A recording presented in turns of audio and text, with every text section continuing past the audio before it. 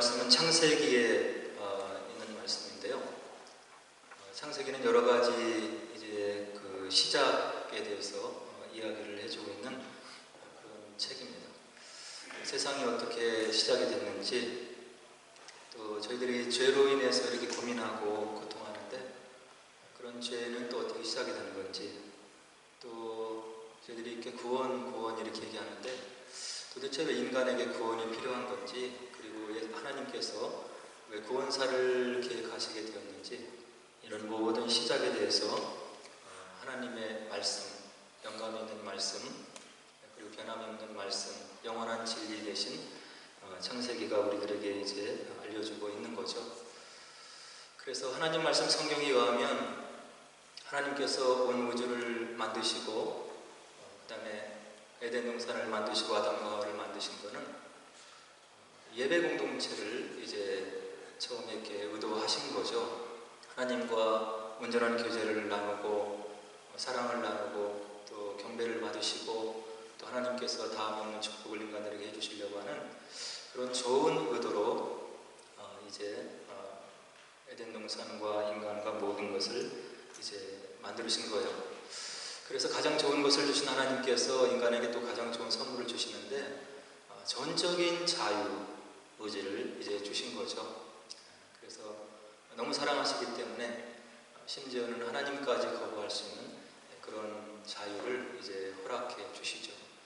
그래야 진정한 사랑이기 때문에 그런 자유의지를 주신 것이라고 창세기가 이야기를 해주고 있습니다.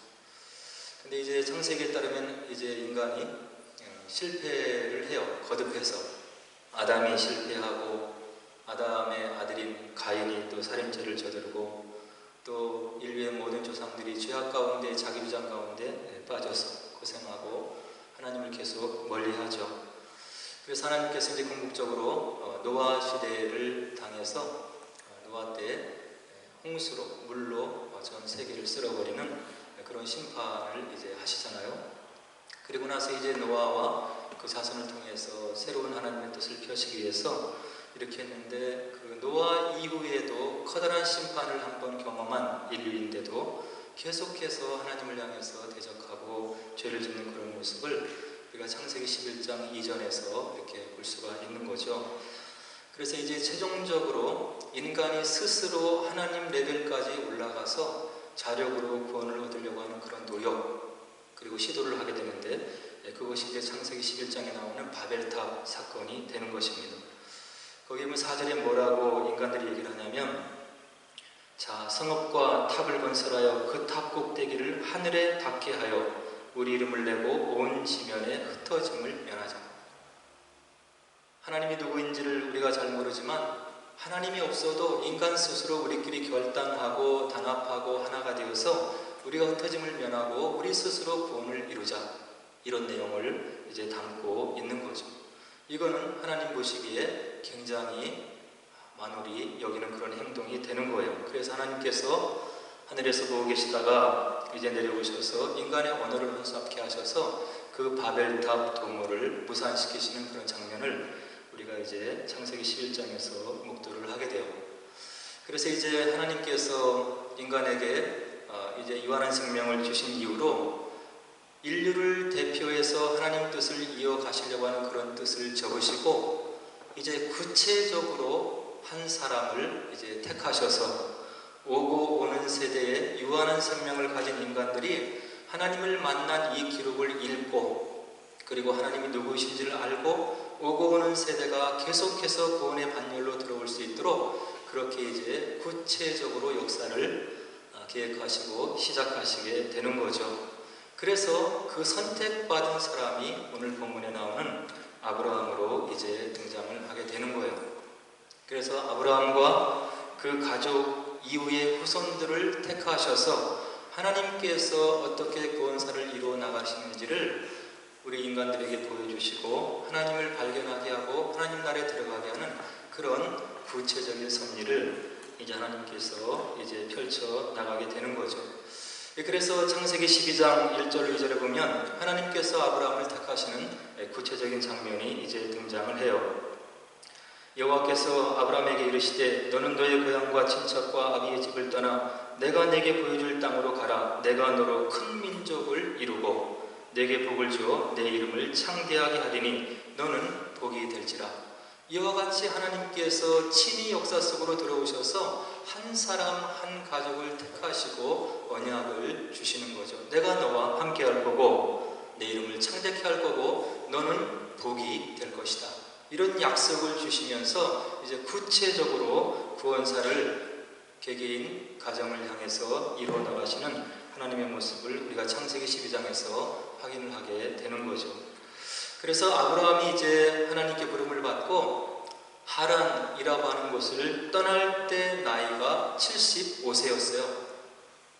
연로한 거죠. 나이가 많은 거죠. 그러나 하나님을 구체적으로 만난 아브라함이 그 하나님의 부르심을 거부하지 않고 이제 부르심에 순종해서 순례의 여정을 이제 떠나게 되는 거죠. 그래서 이제 하나님의 약속 가운데 인도하신 가운데 보호하신 가운데 순례의 여정을 가나안 땅까지 이루는 길을 가게 되는데 오늘은 그런 과정에서 구체적으로 하나님께서 아브라함의 후손을 어떻게 축복하시는지 어떻게 약속의 씨앗을 이제 축복 가운데 주실 것인지에 대한 구체적인 약속을 주시는 장면이 이제 오늘 본문에 기록되어 있는 거예요. 성경은 구체적으로 그 장소를 기록하고 있습니다. 여호와 하나님께서 아브라함을 부르시고 인도하시고 자손의 축복을 주시기 위해서 아브라함을 구체적으로 만난 장소가 어디인가 하면 1절에 보니까 나와 있는데요. 여호와께서 마므레의 상수리 나무들이 있는 곳에서 아브라함에게 나타나시니라. 아브라함에게 하나님께서 구체적으로 등장을 하시는 거죠. 나타나셔서 내가 너를 부른 사람이고 내가 너를 부른 자이고 내가 너를 인도한 자이고 그리고 내가 너를 인도할 자이고 내가 복이 되게 할 그런 만군의 하나님 여호와이다. 이런 징조를 바로 1절에서 구체적으로 보여주고 있는 거예요. 그래서 1절에서 5절에 보면 이와 같이 여행길을 떠난 그런 아브라함이 자신을 찾아온 하나님을 한눈에 이제 알아보는 장면을 1절에서 5절에 구체적으로 기록을 해주고 있는 거죠. 자기가 정들었던 고향, 익숙했던 지역, 친척과 아비들이 있는 그 지역을 떠나서 의지하고 믿고 떠날 수 있었던 그 한 분, 그리고 자신을 찾아오신 그 하나님 한 분만을 의지하고 지금 정처 없는 순례의 길을 떠나고 있는데 그 하나님을 믿고 의지하고 꿈에도 그리고 마음속 깊이 신뢰하고 있었던 아브라함이었기 때문에 그에게 다가온 여호와 하나님을 바로 아브라함이 한눈에 알아보는 장면을 1절에서 5절에서 우리가 살펴볼 수가 있는 거예요. 우리들 주변에 의지할 것이 많으면 하나님보다도 나의 삶을 더 의지하고 그리고 주변에 많은 것을 내가 의지할 수 있고 도움을 구할 수 있고 무엇인가를 의지할 그런 여지가 많으면은 하나님이 보이지 않는 것이라고 하는 것을 이런 장면을 통해서 우리가 적용을 해볼 수가 있는 거죠. 오늘도 아마도 우리의 삶을 통해서 하나님께서 우리 곁에 스쳐 지나간 그런 흔적들이 많이 있을 거예요. 우리가 단지 인지하지 못해서 그리고 나의 생각이 나의 욕심이 그리고 나의 계획이 너무나 투철해서 나에게 다가온 하나님을 우리가 깨닫지 못하고 하나님께서 나의 마음속에 넣어주는 그런 생각들을 우리들이 깨닫지 못하는 그런 순간들이 많이 있는 것이 아닌가 하는 생각을 해보게 되는 거죠. 하나님께서 나에게 우리 가정에게 그리고 우리 교회에게 무엇을 하기를 원하시는지를 우리가 영적인 안테나를 세워서 기도하고 말씀 가운데 있고 하나님의 영 가운데 우리가 거주해 있다고 한다면 하나님께서 우리에게 하시기를 원하시는 그런 뜻을 우리가 더욱더 많이 발견하고 그 뜻을 우리 삶 속에 적용시켜 나갈 수 있지 않을까 하는 생각을 이제 해보게 되는 거죠. 그래서 자신에게 다가온 여호와 하나님을 이제 아브라함이 알아보고 즉각적으로 몸을 움직여서 행동을 하게 되는데 2절에 보니까 이와 같은 아브라함의 행동이 기록되어 있어요. 장막문에서 달려나가서 자기에게 찾아오는 여호와 하나님을 영접하고 몸을 땅에 굽히는 아브라함의 모습을 이제 우리가 2절에서 살펴볼 수가 있죠. 그리고 나서 찾아온 여호와를 인지하고 알아보고 바로 성심껏 대접하기를 청하는 아브라함의 모습을 그 이후에 있는 절에서 우리가 확인할 수 있는데요. 3절에서 찾아온 여호와께 아브라함이 뭐라고 청을 드리냐면 종을 떠나 지나가지 마소서. 4절에 보니까 물을 가져오겠으니 당신들의 발을 씻으시고 나무 아래서 쉬소서. 물을 가져오겠나이다. 그리고 당신들의 발을 씻으시고 나무 아래에서 좀 쉬고 가소서. 그리고 5절에서 계속 이어지는데요. 떡을 가져오리니 당신들의 마음을 상쾌하게 하신 후에 지나가소서. 하나님이 누구이신지 알아본 아브라함의 마음에 사람들을 찾아온 그런 나그네를 선대하려고 하는 마음이 마음속 가득하게 올라온 것을 우리가 3절에서 5절에서 분명하게 확인할 수가 있는 거죠. 이와 같이 정성을 다해서 마음을 다해서 여호와 하나님을 알아보고 대접하려고 하는 그런 마음을 알아본 여호와께서 아브라함에게 응답을 해주시는데 5절에 보니까 내 말대로 그리하라.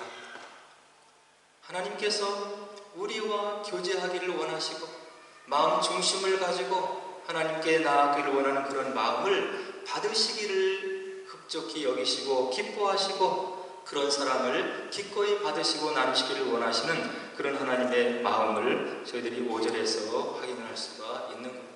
하나님께 무엇을 계속해서 요청하는 것이 아니라 우리의 기도의 제목만 아뢰는 것이 아니라 나에게 부어주신 축복을 가지고 하나님을 위해서 주님의 나라를 위해서 그 회복을 위해서 내가 무엇을 할 수 있겠나이까 이렇게 마음을 들여 나가는 사람들의 마음을 그런 말을 하나님께서 기쁘게 받으시고 그런 인격적인 교제와 사랑을 나누시기를 원하시는 하나님의 모습을 저희들이 5절에서 분명하게 확인을 할 수가 있는 거죠.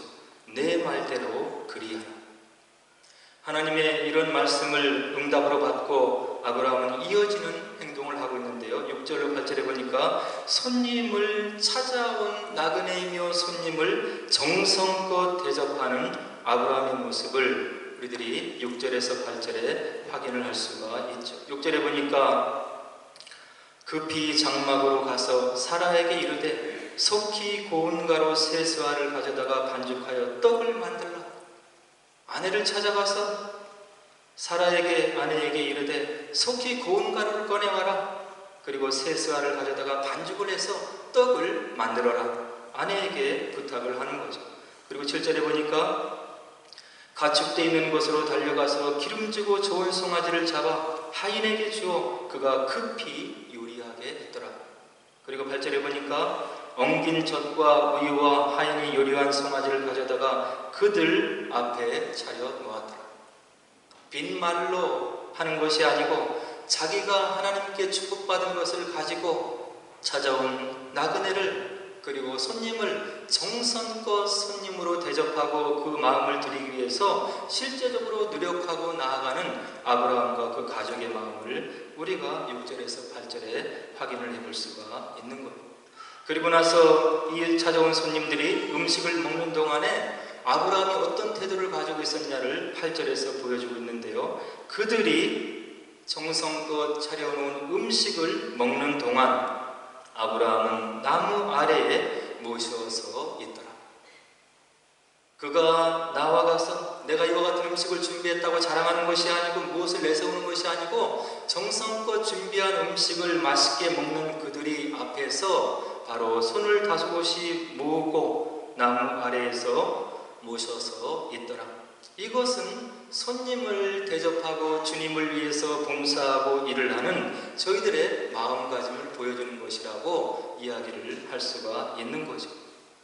하나님을 위해서, 성도를 위해서, 이웃을 위해서 내가 무엇을 나눠주고 섬기고 함께 나눌 수 있는 것은 바로 하나님께로부터 온 축복이라고 하는 그런 그런 인식이 있었기 때문에 아브라함은 하나님께서 축복해 주신 것을 가지고 자기에게 찾아온 나그네를 선대하면서도 이와 같이 겸손한 마음으로 나무 아래에서 모셔서 있으면서 그들이 음식을 다 먹기까지 기다리고 있는 아브라함의 겸비한 모습을 저희들이 8절에서 우리가 살펴볼 수가 있는 겁니다.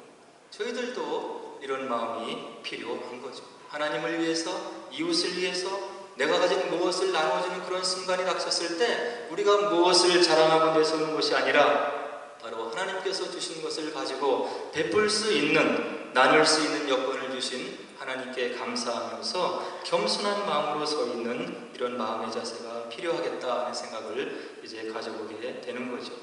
그래서 신약의 히브리서 기자는 13장 2절에서 이와 같은 말씀으로 저희들에게 손님 대접하고 찾아온 이웃을 생각하고 주변에 있는 어려운 사람을 살피는 사람들을 격려하고 축복해주고 있는데요. 손님 대접하기를 잊지 말라.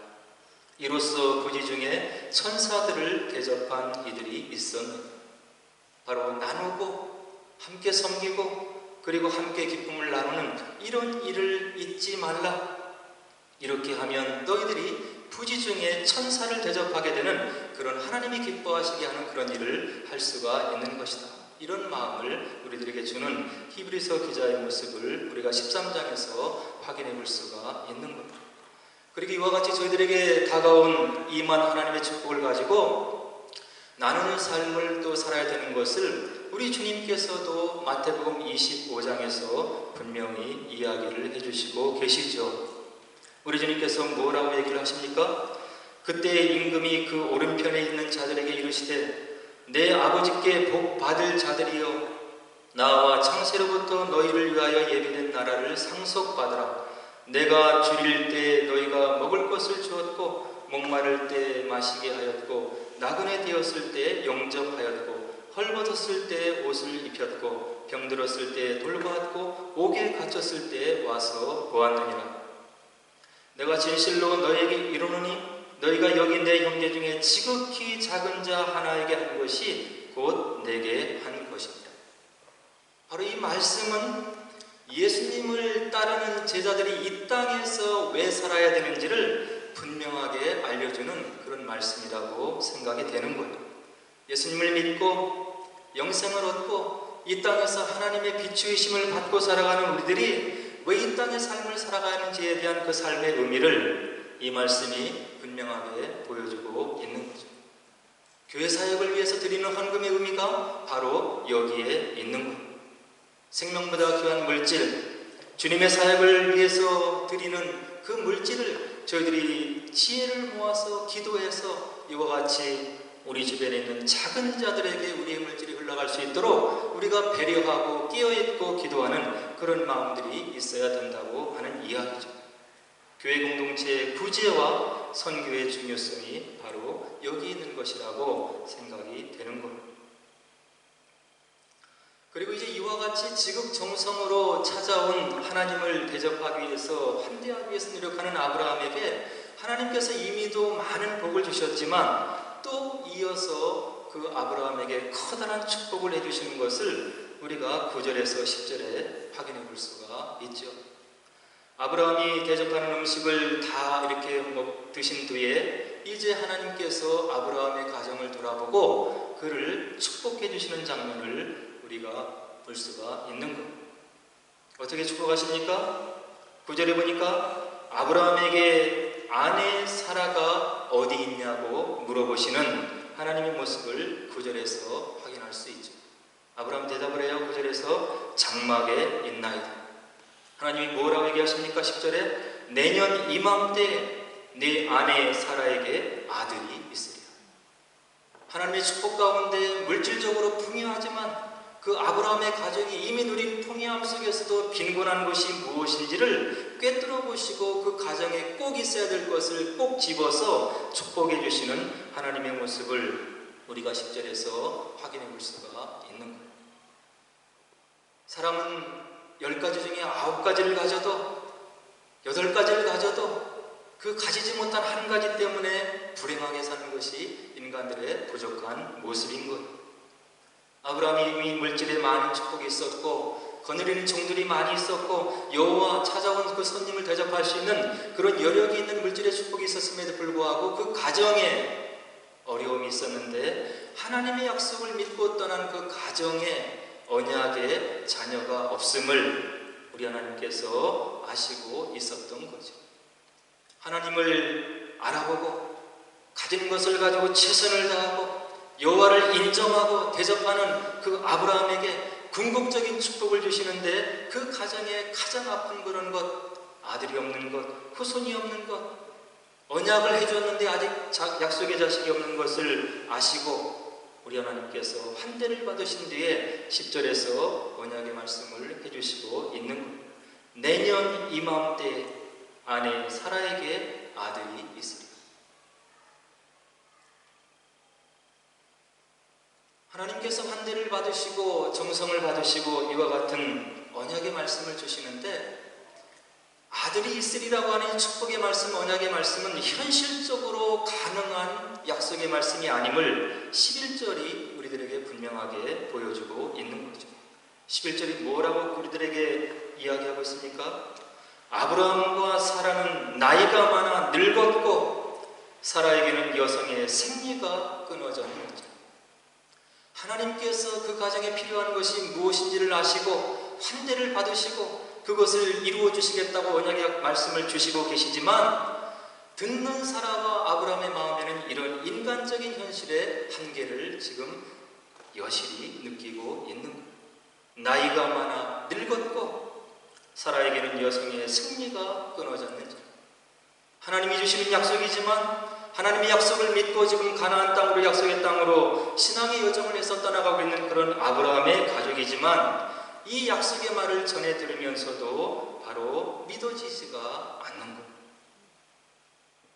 사람의 생각으로 가능한 일들의 범주들, 있을 수 있는 일들, 이것은 믿음의 대상이 아님을 우리 성경이 분명하게 알려주고 있는 것.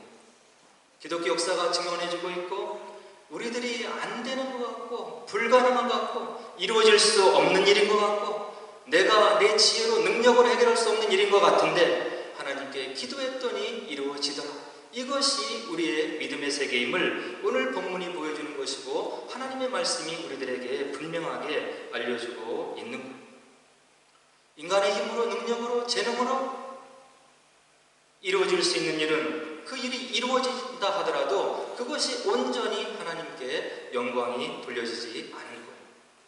내 힘으로도 내 지능으로도 내 능력으로도 해결할 수 있는 것, 내 수단과 능력으로 방편으로 해결할 수 있는 것은 믿음의 영역이 아니고 범주가 아님을 오늘 본문이 우리들에게 분명하게 이야기를 해주고 있는 거죠. 그래서 사라가 반응을 보이는데 12절에서 뭐라고 반응을 보입니까? 사라가 속으로 웃고 이르되 내가 노쇠하였고 내 주인도 늙었으니 내게 무슨 즐거움이 있으리. 하나님의 이름을 걸고 주시는 언약의 말씀을 믿지 못하는 사라의 반응을 보고 그가 장막 안에 있었지만 하나님께서 그 마음을 읽으시고 13절로 14절에 이와 같이 사라에게 아브라함에게 바로 답변을 주시는 하나님의 어미하신 모습을 우리들이 확인할 수가 있는 거죠. 여호와께서 아브라함에게 이르시되 사라가 왜 웃으며 이르기를 내가 늙었거늘 어떻게 아들을 낳으리요 하느냐. 여호와께 능하지 못한 일이 있겠느냐. 기한이 이를 때 내가 내게로 돌아오리니 사라에게 아들이 있으리라. 사라가 웃는 것을 장막 뒤에 웃는 것을 아시고 하나님께서 바로 이와 같은 말씀을 주시는 것. 이와 같은 하나님의 어미하신 말씀을 들은 사라가 15절에서 보인 반응이 있는데 사라가 두려워서 부인하여 이르되 내가 웃지 아니하였나이다. 이르시되 아니라 내가 웃었느니라. 이것이 저와 여러분들이 믿는 섬기는 우리 하나님의 바로 본 모습이신 거죠. 이런 하나님을 우리가 만나게 되면 우리 마음속에 하나님을 경외하게 되는 거예요. 사랑의 하나님으로만 알고 있는 것이 아니라 내 마음을, 나의 행동을, 나의 삶의 모든 것을, 나의 마음의 동기를 깨뜨려 보시고 아시는 그 하나님 앞에 저희들이 두려운 마음을 가질 수밖에 없는 거죠. 하나님을 만나게 되면, 우리의 마음을 살게 하시는 하나님을 만나게 되면 우리가 하나님 앞에 무릎을 꿇을 수밖에 없는 거예요. 우리가 하나님을 만나야 겸비해지는 것, 진정으로 예배하는 삶을 살 수 있는 비로소 그런 마음을 가질 수가 있다고 하는 것. 오늘 아브라함의 가정에 나타난 하나님의 역사를 통해서 저희들이 알 수 있는 것은 저와 여러분들은 항상 불충한 모습이에요. 여건을 통해서, 사람을 통해서, 때로는 나의 욕심을 통해서, 내가 너무나 기고만장해서 하나님 앞에 인정받지 못하는 그런 마음, 불충한 마음을 가지고 살아가기 일쑤이지만 그 이름에 신실하신 하나님, 그 하나님의 신실함이 있기 때문에 오늘 저와 여러분들의 삶이 있는 거예요. 하나님 마음을 아프게 해드리고 하나님의 사역을 먼저 생각하기보다 나의 마음을 먼저 헤아려 알고, 그리고 하나님의 뜻을 헤아려 알려드리지는 못하는 그런 부족한 모습을 가지고 살아가는 저와 여러분들을 끝까지 인내하시고 참으시고 다시 기회를 주시고 하나님이 누구이신지 나타나 주시고 우리에게 음성으로 들려주시고 또 말씀으로 깨닫게 해주시고 찬양 부르면서 눈물로 응답해 주시고 기도 가운데 성령께서 내 마음속에 인쳐주시는 하나님의 신실함이 있기 때문에 오늘 저와 여러분들이 이 믿음의 삶을 살아갈 수 있다고 하는 것. 아브라함이 믿음의 조상이지만 얼마나 실수가 많았습니다. 아브라함 자체가 위대해서가 아니라 그를 작정하여 부르시고 믿음의 조상으로 삼으려고 하나님께서 섭리하시고 그를 끝까지 인도하시고 그를 경륜하신 뒤에서 신실하신 하나님의 역사가 있었음을 저 여러분들이 꼭 기억하시고 이 하나님의 사랑, 신실하심을 마음속에 새기시고 우리가 오늘도 주님의 자녀로서 힘차게 살아가시면서 주님의 뜻을 우리들의 좁은 생애를 통해서 조금이라도 이루어드리는 저 여러분들의 복된 삶이 되시기를 주님의 이름으로 축원드립니다. 이제 오늘 나눈 말씀을 생각하면서 함께 기도하도록 하겠습니다.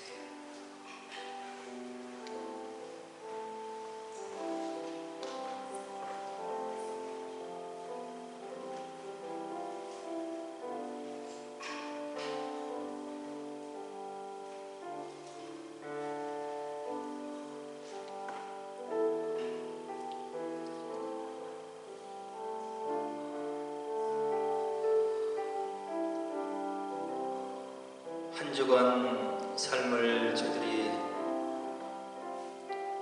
주일 예배를 드리면서 매주 돌아보게 되죠. 예배 가운데 임재하시는 성령 하나님 임재를 마음속에 우리가 느끼며 주님의 자녀답게 살기를 소원하고 주의 전을 떠나서 이어지는 일주일간의 생활을 주일을 맞이하면서 생각해보면 부족하기 그지가 없는 그런 우리들의 연약한 삶의 모습을 우리들이 확인할 수 있습니다. 그래서 아마 바울 사도는 성령께서 말할 수 없는 탄식으로 우리 심령 성령 가운데 계시면서 우리를 위해서 기도하신다고 그렇게 위로를 해주고 있는지도 모르겠습니다.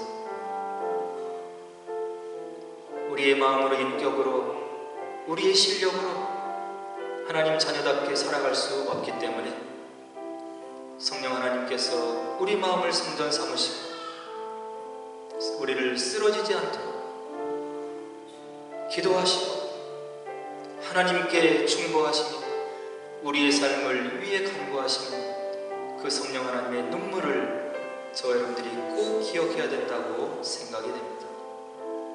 성경을 다 훑어봐도 기독교 2000년 역사를 다 훑어봐도 사람이 위대해서가 아니라 언약에 신실하신 하나님이 뒤에서 언약의 자손들을 붙들어 주시기 때문에 우리의 교만함 중에도 높은 마음 중에도 우리가 이 땅에서 쓰러지지 않고 하나님의 자녀로 살아갈 수 있음을 저들이 꼭 기억하시고 그 하나님께 우리의 마음을 의탁하시고 기도하시고 한 주 한 주 승리하는 삶을 살게 해달라고 오늘도 함께 기도하도록 하겠습니다. 기도하겠습니다.